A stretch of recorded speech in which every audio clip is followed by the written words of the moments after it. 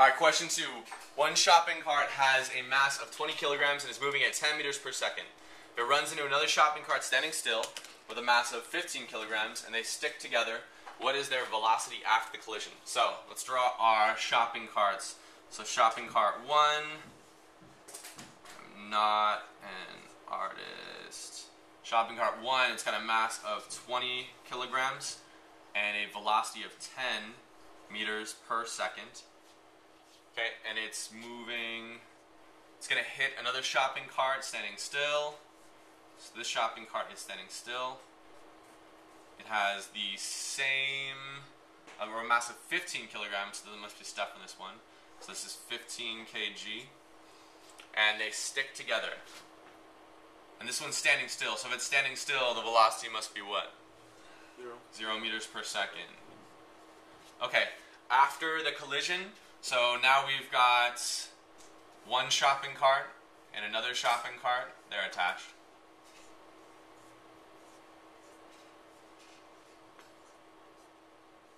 Okay, and we had a mass of 20 kilograms and 15 kilograms.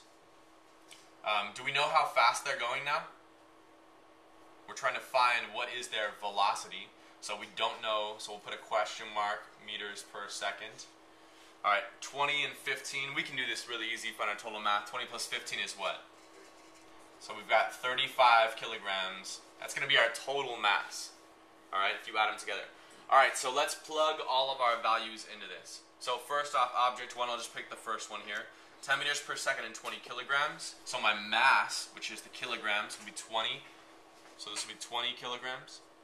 And then my velocity of that first one is 10 meters per second.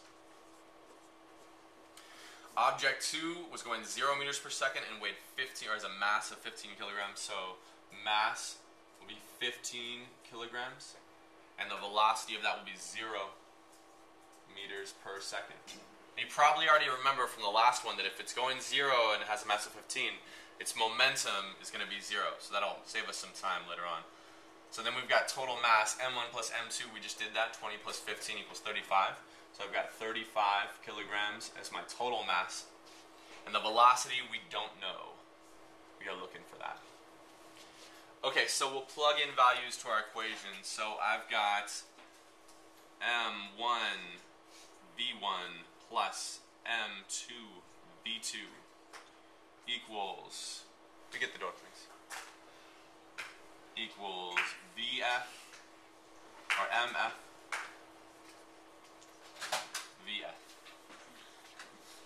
So the first mass, we've got 20 kilograms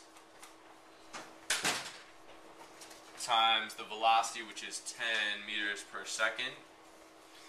And then we're going to add that to mass 2, which is 15 kilograms times 0 meters per second.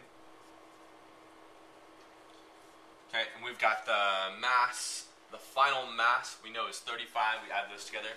So it's 35 kilograms, and we don't know the final velocity. So we're going to say times VF.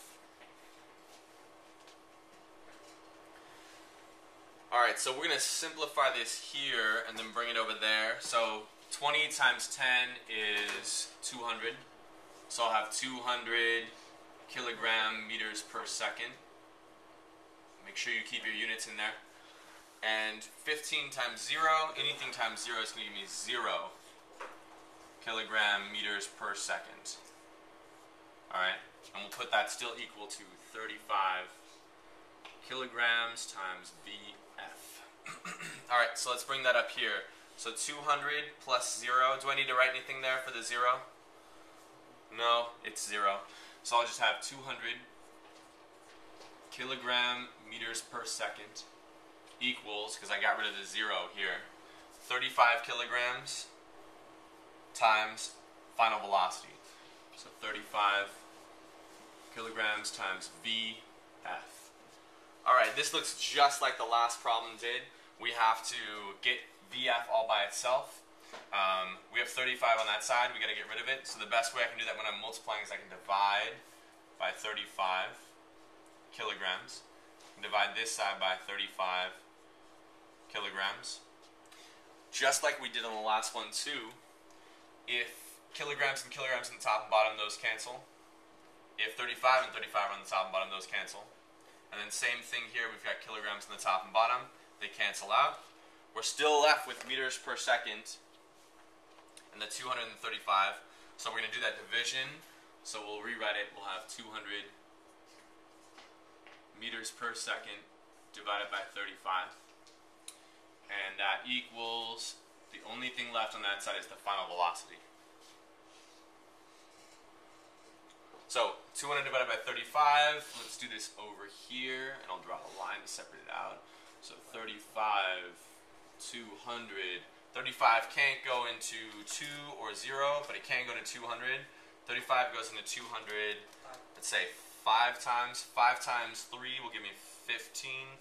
5 times 5 is 25, so that'll be 1. So we'll do 5. So that'll be 175. I'll get 25 left over. And again, this is a 5. Okay. Put my decimal point there and here. Add a 0. So now it's 250. 35 goes into 250. 7 times. That gives me what?